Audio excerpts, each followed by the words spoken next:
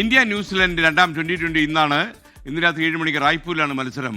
ജയത്തോടെ പരമ്പരയിൽ 2-0 നിർണായക ലീഡ് എടുക്കുകയാണ് ഇന്ത്യയുടെ ലക്ഷ്യമെന്ന് അറിയുന്നു. കുട്ടി ക്രിക്കറ്റിൽ ഇന്ത്യയെ വെല്ലാൻ ആളില്ലെന്ന് വീണ്ടും തെളിഞ്ഞ മത്സരമായിരുന്നു നാഗ്പൂരിലെ ഒന്നാം 2020. റൺമല തീർത്ത ഇന്ത്യ ന്യൂസിലാൻഡിനെ പിടിച്ചുകെട്ടി ആഘോഷിച്ചത് 48 റൺസ് ജയം. ഉജ്ജ്വല ഫോം തുടരുന്ന അഭിഷേക് ശർമ്മയ്ക്കൊപ്പം തിരിച്ചുവരവ് ആഘോഷമാക്കിയ റിങ്കു സിംഗിന്റെ വെടിക്കെട്ട് കൂടിയായപ്പോൾ ഇന്ത്യ അടിച്ചുകൂട്ടിയത് 238 റൺസ്. 23-ാം മത്സരത്തിലും അർദ്ധ സെഞ്ചുറി നേടാനായില്ലെങ്കിലും ക്യാപ്റ്റൻ സൂര്യകുമാർ യാദവ് നടത്തിയത് മികച്ച പ്രകടനം.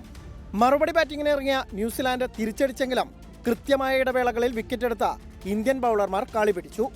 റായ്പൂരിലെത്തുമ്പോൾ വിജയക്കുതിപ്പ് തുടർന്ന് ലീഡ് ഉയർത്തുകയാണ് ഇന്ത്യൻ ലക്ഷ്യം. കഴിഞ്ഞ കളിയിൽ നിരാശപ്പെടുത്തിയ സഞ്ജു സാംസണും ഇഷാൻ കിഷനും കൂടി പതിവ് ഫോമിൽ റണ്ണടിച്ചാൽ ഇന്ത്യൻ സ്കോർ ഇതിനപ്പുറം കടക്കും. ഫീൽഡിലെ ചോരുന്ന കൈകൾക്കും ഇന്ത്യ പരിഹാരം കണ്ടെത്തേണ്ടതുണ്ട്.